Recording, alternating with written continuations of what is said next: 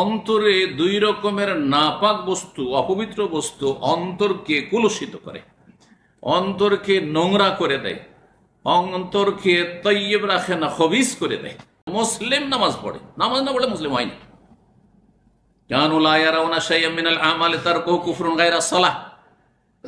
নামাজ ছাড়া কে তারা কুফরি মনে করতেন, অন্য কোন আমল ছেড়ে দিলে কাফের হয়ে যায় না, ফাসেক হয় গুনাহগার। নামাজ ছাড়া মুসলিম থাকে না। ইস্তাকিমু ওয়ালান তুহসু ওয়ালামু আন্না খায়রা আমালিকুম আস-সালাহ। আর জেনে রাখো তোমাদের সবচাইতে খায়রা আমালিকুম, সবচাইতে ভালো আমল হচ্ছে নামাজ। আসসালামু আলাইকুম ওয়া রাহমাতুল্লাহি ওয়া বারাকাতুহু। আজকের এই মসজিদের বিষয়বস্তু কয়েকটি গুরুত্বপূর্ণ বিষয়। আমার সামনে 10টি বিষয় রয়েছে, প্রায় সবগুলি মোটামুটি আমাদের এই মসজিদের, যে মসজিদে বাহরাইনে হামাদ টাউনে বসে আছি, এই মসজিদের কর্তৃপক্ষ আমার কাছে এক সপ্তাহ আগে পাঠিয়েছে যে বিষয়গুলির ওপর একটু আলোকপাত করতে হবে, আলোচনা করতে হবে।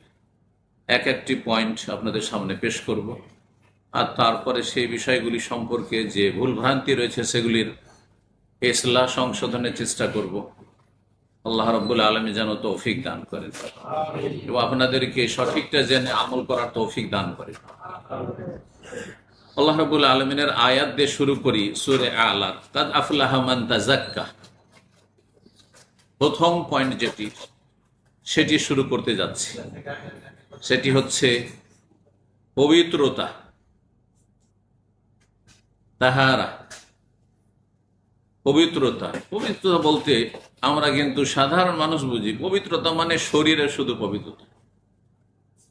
গোসল ফরজ না থাকে, গোসল ফরজ হয়ে থাকে তো গোসল করে নেওয়া, ওযু না থাকে তো উজু করে নেওয়া, আর যদি উজুর পানি না থাকে, পানির ব্যবস্থা না থাকে, বা পানি ব্যবহার না করতে পারলে তেমন করে নেওয়া, এগুলি হচ্ছে পবিত্রতা।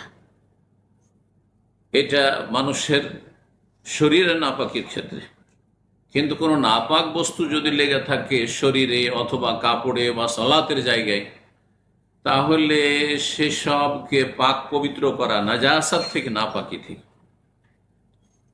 এটি হচ্ছে বাহ্যিক পবিত্রতা। এগুলি হচ্ছে বাহ্যিক পবিত্রতা।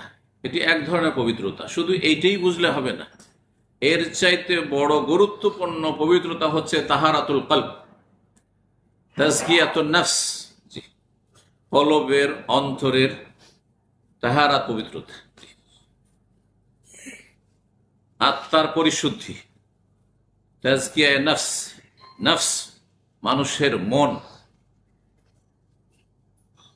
কলবকে কলব কেন বলা হয়? কলব মানে পরিবর্তন হওয়া। এখান থেকে উর্দু বাংলা ভাষা ইনকেলাব বলা হয়। ইনকেলাব মানে কি? বিপ্লব, পরিবর্তন, তাই না? তো পরিবর্তন হওয়া। তো কলব এই জন্য কলব যে ও মুহূর্তে মুহূর্তে ওতে চেঞ্জিং আসতে থাকে। जो लोग सिर्फ उर्दू समझते हैं उनके लिए पहला पॉइंट बता दूं, वो है तज़किया नफ्स। तहारत की बात है, और तहारत 2 किस्म की हुआ करती है। ये पहला मेरा नुक्ता है आज की जो है तकरीर का। तहारत हिस्सी या ज़ाहिरी तहारत, ये जिस्म की तहारत, कपड़े की तहारत, नजासत से, हदस से, और जिस जगह में आप नमाज पढ़ेंगे उस जगह की तहारत। ये तहारत का एक हिस्सा है। इससे अहम तहारत वह है तज़किया नफ्स, नफ्स की पाकिज़गी। तहारतुल क़ल्ब, दिल का साफ सुथरा और क्लीन होना। तो এই প্রথম পয়েন্টটি নিয়ে আলোচনা করব, তা হচ্ছে পবিত্রতা। আর পবিত্রতা 2 ভাগে বিভক্ত। একটা বাহ্যিক পবিত্রতা, যেমনটা বললাম, আবার বলছি, শরীরের পবিত্রতা হচ্ছে হাদাস না থাকে, উযু না থাকলে উযু করে নেওয়া, গোসল ফরজ থাকলে গোসল করে নেওয়া। আর নাজাস থেকে পবিত্রতা হচ্ছে শরীরে যদি নাপাকি লেগে থাকে, পেশাব পায়খানা লেগে আছে তাহলে ধুয়ে পরিষ্কার করা। কাপড়ে লেগে আছে, যে কাপড়ে আপনি ইবাদত বন্দি করবেন, সালাত আদায় করবেন, তাহলে কাপড় পরিষ্কার করে নেওয়া, না হয় পরিবর্তন করা। যেই জায়গায় আপনি নামাজ পড়বেন সেই জায়গা পবিত্রতা রাখা। এর চাইতে গুরুত্বপূর্ণ পবিত্রতা হচ্ছে আত্মার পরিশুদ্ধি, তাজকিয়ায়ে নফস, তাহারাতুল কলব, অন্তরের কলবের পবিত্রতা। সেটা কি থেকে? সেটা দুই ধরনের নাপাকি থেকে। এক হচ্ছে শুবহাত, সংশয়ের নাপাকি, আর একটি হচ্ছে শাহওয়াতের নাপাকি। এই দুই রকমের নাপাকি থেকে অন্তরে দুই রকমের নাপাক বস্তু, অপবিত্র বস্তু অন্তরকে কুলুষিত করে, অন্তরকে নোংরা করে দেয়, অন্তরকে তৈয়ব রাখে না, খবিস করে দেয়। পায়খানা নোংরা জায়গা, সেই জন্য সেখানে দোয়া পড়ার সময় বলতো আল্লাহুম্মা ইন্নী আউযু বিকা মিনাল খুবুসি ওয়াল খাবায়েস। তা আপনার অন্তরে যদি খাবাসাত ভরা থাকে, নোংরামি ভরা থাকে, তাহলে আপনার শরীর পাক করে লাভ নেই, আপনার কাপড় পাক করে লাভ নেই, আর আপনার নামাজের জায়গায় শুধু পাক পবিত্র থাকা যথেষ্ট নয়, কিছুই লাভ নেই।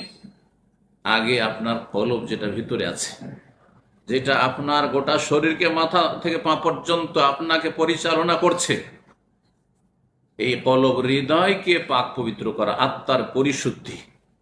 সেটা কি থেকে? দুই রকমের রোগ বললাম। এক সংশয়ের রোগ, সবচেয়ে বড় রোগ হচ্ছে অন্তরের, আর সবচেয়ে বড় নাপাকি খাবাসাত হচ্ছে শিরকের রোগ, কুফরের রোগ। অন্তরে যেন শিরিক না থাকে, কলবে হৃদয়ে যেন আল্লাহ ছাড়া অন্যের জায়গা না থাকে, দুর্গার জায়গাও না থাকে, দরগার জায়গা না থাকে। দুর্গার জায়গা থেকে হয়তো মুক্ত জন্মসূত্রে আপনি মুসলিম, আর যে অমুসলিম হিন্দু, তার অন্তরে দুর্গার জায়গা আছে, মূর্তির জায়গা আছে। আপনি মূর্তির নাপাকি থেকে পবিত্র করলো, আপনি দরগা, মাজার পূজা, আর পীর পূজা, আর কবর পূজা, এই যে কবর, গৌস কুতুব আবদালকে এখানে ঢুকিয়ে আপনি আল্লাহর সাথে শরীক স্থাপন করেছেন, যার ফলে আপনার অন্তর একেবারে নাপাক খবিস হয়ে আছে।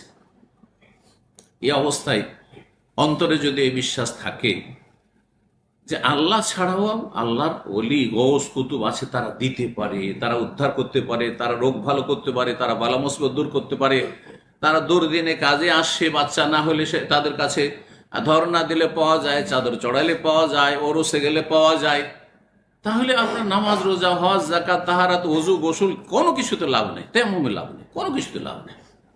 লাইন আশরাকতা লা ইয়াহবাতান আমালুক, সব বরবাদ হয়ে যাবে, ধ্বংস হয়ে যাবে। তাওহীদ সবচেয়ে বড় ইবাদত হচ্ছে তাওহীদ, আনিবুদুল্লাহ ওয়াজতানিবুত তাগুত, মা লাকুম মিন ইলাহিন গায়রুহু। তাওহীদুল্লাহ সবচেয়ে বড় ইবাদত, সবচেয়ে গুরুত্বপূর্ণ ইবাদত। অন্তরে আল্লাহকে শুধু জায়গা দিতে হবে, দরগা দুর্গাকে মুছে ফেলতে হবে। সৃষ্টির পূজা, সৃষ্টির কাছ থেকে কিছু অসাধারণ আশা রাখা, সাধারণ আশা রাখা অসুবিধা নেই। মানুষ কাজে ধার কর্জা নিচ্ছেন, কিছু হেল্প নিচ্ছেন, চাইছেন, অসুবিধা নেই, ভাই ভারী বোঝাটা উঠিয়ে দাও। কিন্তু অসাধারণ কিছু, মরা মানুষের কাছে সবই অসাধারণ, অসম্ভব যে কোনো কিছু দিতে পারে। আর জীবিত মানুষও আপনার চোখের আড়াল থেকে দিতে পারে না। এই জন্য এক কথাই, অন্তরকে শিরক মুক্ত করা, যেমন শিরক মুক্ত করা, তেমনই কুফরি মুক্ত করা, নাস্তিকতা মুক্ত করা, ধর্মনিরপেক্ষতা মুক্ত করা, যত রকমের কুফরি আছে, সেহের, জাদু ওর কুফরি, এগুলো থেকে মুক্ত করা, ঈমান ভঙ্গকারী যে বিষয়গুলো, নওয়াকাজুল ঈমান, নওয়াকাজুল ইসলাম, সেগুলো থেকে মুক্ত করা, এই পীর মুরিদের ব্যবসা থেকে মুক্ত করা, আপনার পীর ভক্তি থেকে অন্তরকে পরিষ্কার করা, তাজকিয়া নফস। কাদ আফলাহা মান তাযাক্কা, সফল ওই ব্যক্তি যে আত্মাকে পাক পবিত্র করতে পারল। ওয়া যাকারা ইসমা রাব্বিহি, তারপরে রবকে স্মরণ করলো। আগে ক্লিন করেন, তারপরে আতর লাগান। ডিউটি থেকে এসেছেন, ওয়ার্কশপে কাজ করছিলেন, শরীরে কাপড়ে ময়লা লেগে আছে, আতর মারবেন, স্প্রে মারবেন, নাকে গোসল করবেন, কাপড় সাফ করবেন, পরিষ্কার কাপড় পরবেন, তারপরে আপনি আতর সেন্ট মারবেন। জি, তাওহীদকে সুসজ্জিত করবেন শিরক মুক্ত হয়ে। তো এটা অত্যন্ত জরুরি। কাদ আফলাহা মান তাযাক্কা ওয়া যাকারা ইসমা, তারপর রবের নাম স্মরণ করবেন, রবকে স্মরণ করবেন আপনি। ইয়া আল্লাহ, ইয়া রহমান, এই নয় যে ইয়া গৌস, ইয়া কুতুব, ইয়া আবদাল, না না, মোটেই না, কেউ দিতে পারেন না। মা লাকুম মিন ইলাহিন গায়রুহ, অন্তরকে পাক পবিত্র করা, তাহারাতুল কলব আর তাহারাতুল বাদান, শরীরকে পাক পবিত্র রাখা, শরীরে যা কিছু আছে, নামাজ পড়বেন আপনার সবকিছু পাক পবিত্র থাকতে হবে। আশা করি বুঝতে পেরেছেন। এটি হচ্ছে প্রথম পয়েন্ট।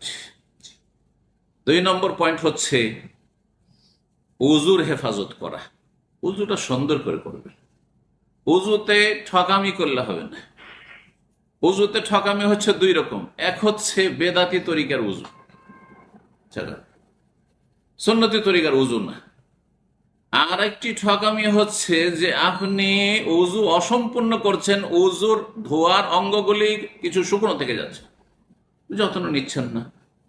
তাড়াতাড়ি করে উজু করলেন, এখানে একটু জায়গা শুকনো থেকে গেল, আপনার আর একটি জায়গা শুকনো থেকে গেল, আপনার হয়তো ওই টাকনার ওইখানে নিচু জায়গা, টাকনার নিচে যা আছে ওখানে পানি পৌঁছিল না, আপনি উজু ব্যাস কাজ সারতে হবে। উজু করতে গিয়ে আপনি উল্টো পাল্টা উজু করলেন না। উজুর ফরজগুলি ঠিক রাখা, অজেবাত ফরজ অজেবাত ঠিক রাখা, সুন্নাতগুলি যথাসাধ্য পালন করবেন, বেদাত থেকে মুক্ত থাকবেন। উজুর বেদাতের ক্ষেত্রে আপনার নানা বেদাত রয়েছে, বেদাতি দোয়া কালাম পড়া, এগুলো পড়বেন না। সুন্নতি দোয়া পড়বেন আপনি শুরুতে শেষে, এই সুন্নতি জিকির আজকার রয়েছে। আর আপনি ও ঘাড় মশা করবেন না, গর্দন মশা করবেন না। গর্দন মশার বেদাত আমাদের সাথে, এদিক থেকে এতটুকু না, পুরো মাথার মশা করবেন না, এদিক থেকে এতটুকু করলেন আর দিলেন ঘাড়, এই কাটিং না, এই কাটিং করবেন না।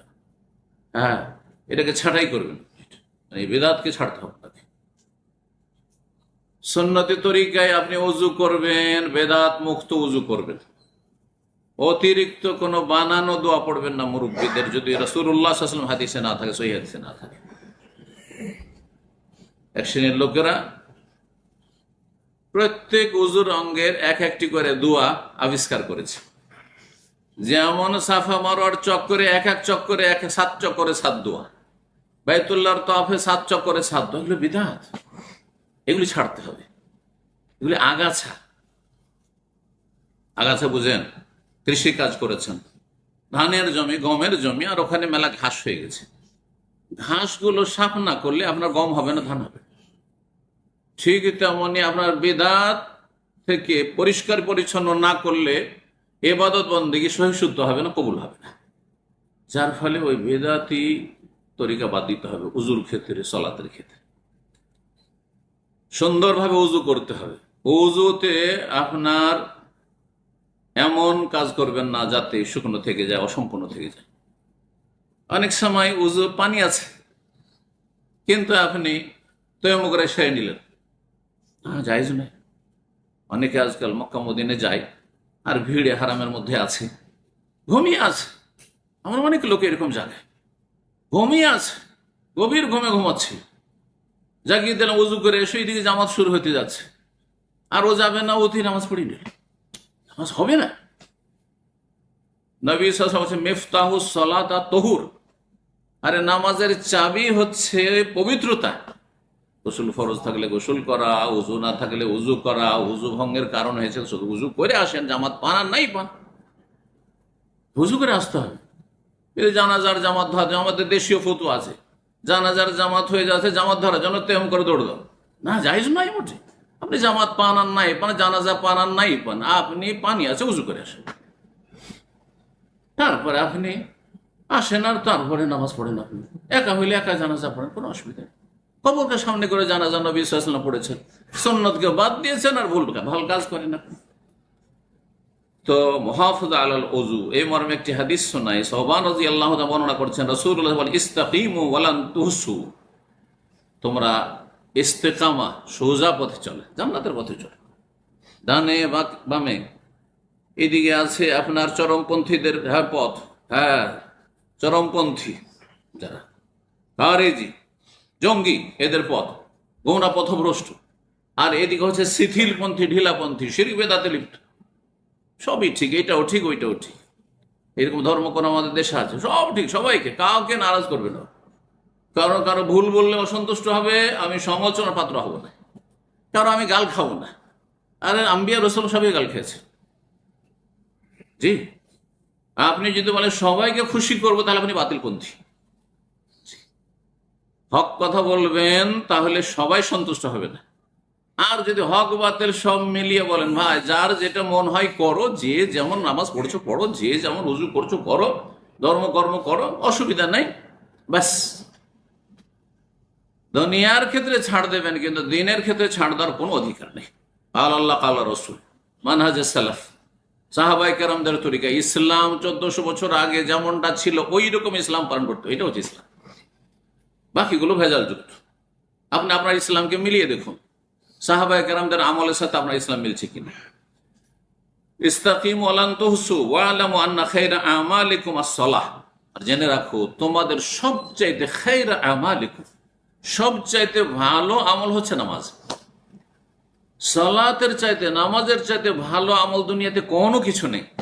না বিরুল ওয়ালিদাইন, মাতা পিতার সেবা, না ভাই বোনদেরকে মানুষ করা যেমন প্রবাসীরা করছেন, না ভাই বোনদেরকে প্রতিষ্ঠিত করা, আর বোনগুলো সবগুলি বিয়ে দিলাম আর বাড়ি করে দিলাম, সব ভাইকে বাড়ি করে দিলাম আর বাপকে বাড়ি করে দিলাম। আরে ওগুলো নেকির কাজ, কিন্তু আপনার নামাজ না থাকলে ওগুলো জিরো। 5 ওয়াক্ত নামাজ না থাকলে সব জিরো। আর 5 ওয়াক্ত নামাজ যদি থাকে, তারপরে ওই ফরজগুলি থাকে, ফরজটা ফরজের মতো করে, সুন্নত নফলটা নফলের মতো করে আপনার সব ইনকাম দিয়ে দিতে হবে। আর বাপ ভাইকে এটা ইসলাম বলছে না। হ্যাঁ, আপনার নিজের ফরজ দায়িত্ব, আপনার স্ত্রী, আপনার ছেলে মেয়েদের ভরণ পোষণের দায়িত্ব শুধু আপনার উপর। আর আপনার বাপ মায়ের ক্ষেত্রে যে ফরজ দায়িত্ব, সেটা আপনার 5 ভাই থাকলে 5 ভাইয়ের উপর। আপনার মায়ের পেটের ভাইয়ের দায়িত্ব নয় যে আপনার বিবির ভরণ পোষণ দেবে, আপনার ছেলে মেয়েদের দায়িত্ব নেবে, অথচ আপনি বেঁচে আছেন। এগুলোকে বাদ দিয়ে আমাদের দেশের মানুষেরা সব টাকা ও বাবার নামে হচ্ছে, মায়ের নামে হচ্ছে, আর সবাই সমান সমান ভাগ করলো, আর এদিকে স্ত্রী ছেলে মেয়েকে বঞ্চিত করলো। মূর্খ সমাজ। বাপ মা যেমন মূর্খ, তেমন ছেলে মেয়েরা মূর্খ, আর কার কি হক তা বুঝে না, যার ফলে দেশাচার ধর্মকর্ম চলছে। আর সবচাইতে ভালো আমল যখন সালাত, আর সালাতের জন্য চাবি হচ্ছে কি?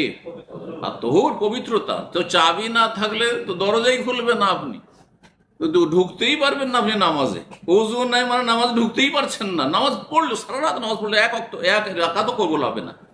সুতরাং ওয়ালা ইউহাফিজু আলাল উযু ইল্লা মুমিন, নবী সাল্লাল্লাহু আলাইহি ওয়াসাল্লাম বলছেন যে উযুর হেফাজত একমাত্র মুমিন ব্যক্তি করে। তাহলে উযুর হেফাজত করতে হবে। হেফাজত বললাম 2 দিক থেকে, মনে আছে? বেদাত থেকে হেফাজতে রাখতে হবে, বেদাতি উযু করবেন না। আর উযুতে ধোয়ার জায়গাগুলো যেন শুকনো না থাকে কোনো জায়গা। মুসনাদ আহমদ ইবনে মাজার হাদিস, হাদিসটিকে আল্লামা আলবানী রাহিমাহুল্লাহ তাআলা সহিহ করেছেন। तो दूसरा पॉइंट मैं उर्दू में बोलने का जो वादा किया है वो ये था कि वज़ू की हिफाजत ज़रूरी है। वज़ू की हिफाजत बेदाती वज़ू से, बेदाती तरीके पर वज़ू ना करें, सुन्नती वज़ू करें। और दूसरा यह है कि वज़ू में कोई धोने की जगह खुश्क ना रह जाए, कि खामी ना रह जाए। 3 বার করে করলে ভালো, কিন্তু মুস্তাহাব। 2 বারও জায়েজ আছে। একবারে যদি ওযু রঙ পুরো ধোয়া হয়ে যায়, ফরজ আদায় হয়ে যাবে, জেনে রাখতে হবে। তাহলে এতটা করতে পারেন, কিন্তু কোন জায়গায় সামান্য শুকনো রাখতে পারবেন না। আপনি যে জায়গাগুলো ধুইতে হবে, কোনই সহ ধুইতে হবে, টাকনা সহ ধুইতে হবে। এখন কোন একটু শুকনো থেকে গেল চলবে না, ওযু হবে না। 3 নম্বর যে বিষয়টি, সেটা হচ্ছে আপনাকে 5 ওয়াক্ত নামাজের হেফাজত করতে হবে। অধিকাংশ মুসলিমরা, অধিকাংশ কি সবই বললেই চলে, শতকরা 95 জন বেনামাজি আছে মুসলিম, 5 জন কায়েমে নামাজি শতকরা। এটা খুব বেশি করে বলা হচ্ছে, পরিসংখ্যান এটি বিশ্বের বড় দুঃখের বিষয়। সাহাবায়ে কেরামদের আমলে এই কল্পনাও ছিল না যে মুসলিম বেনামাজি হয় খায়রুল কুরুন। সাহাবায়ে কেরামদের আমল জামানা আর তাবেঈনদের জামানা, তাবা তাবেঈনের জামানায় বেনামাজি তারেকে সালাহ মুসলিম হয়, এটা জানা ছিল না।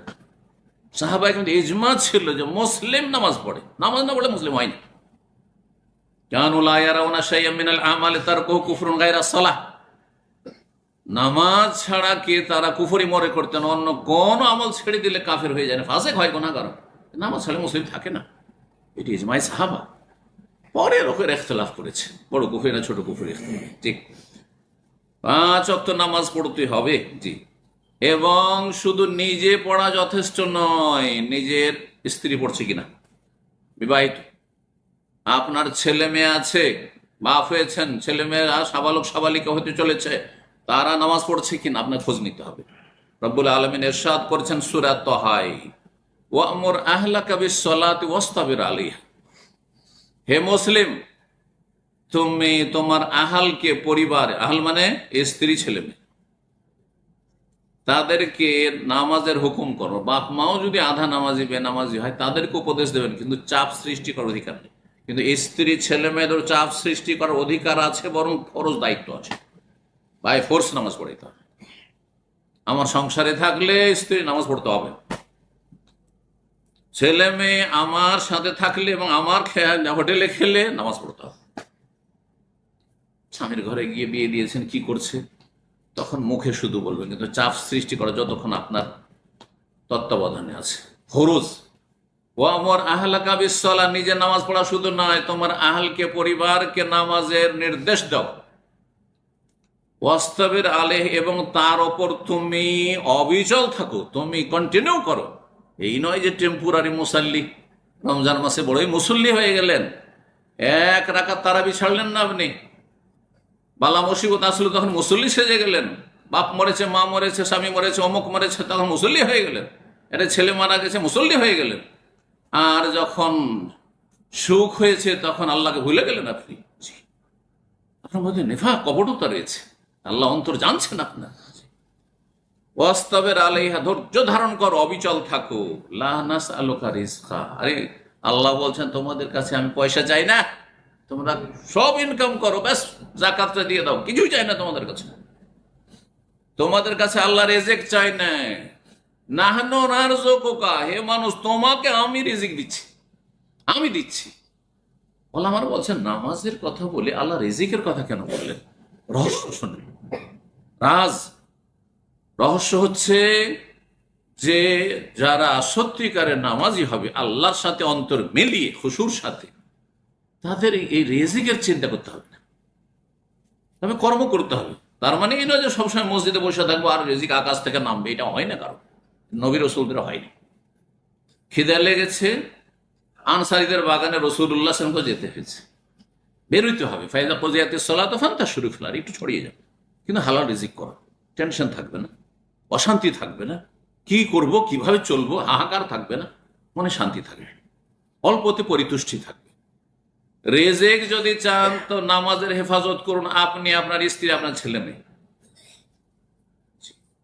এটি হচ্ছে আপনার দায়িত্ব। সুতরাং এর জন্য করণীয় কি?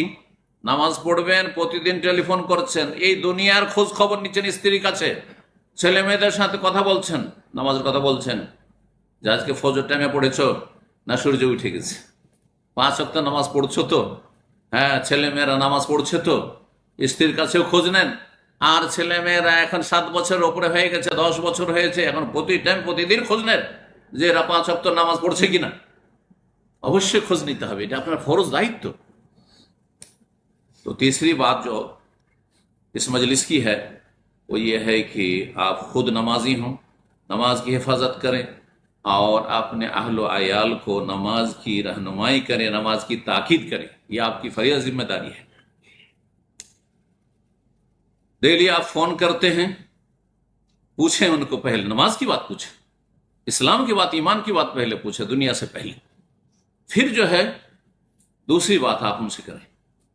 अल्लाह ताला तौफीक अता फरमाए। আল্লাহ বলছেন কু আনফুসাকুম ওয়া আহলিকুম নারা, হে ইমানদারগণ, আগে নিজেকে বাঁচাও জাহান্নাম থেকে আর নিজের আহালকে বাঁচাও। আপনি দেশবাসীর কেন চিন্তা করছে? এত বড় বড় আজকাল আন্তর্জাতিক চিন্তা ইস্যু নিয়ে, এই বিশ্বে কি, মুসলিম বিশ্বে কি হচ্ছে, তো ফিলিস্তিনে কি হচ্ছে, কিন্তু আপনার ঘরের খবর নাই। আগে ঘরকে ঠিক করেন আপনি। আপনার নিজের ঘর যদি জান্নাতে চলে যায় আর দুনিয়া যদি জাহান্নামে চলে যায়, আল্লাহ হাসর মাঠে আপনাকে জিজ্ঞাসা করবেন। এমনকি আলেমেরও আগে ঘরের দায়িত্ব, তারপরে পরের দায়িত্ব। হ্যাঁ, পর সম্পর্কে আলেমের দায়িত্ব আছে, আমার দায়িত্ব আছে, কিন্তু আগে ঘরের অবস্থা যদি আমার ঠিক না থাকে, তাহলে আমার পরকে হেদায়েত করে নাজাত নেই। এটা আপনাকে সবসময় চিন্তা করতে হবে। 4 নম্বর যে বিষয়টি,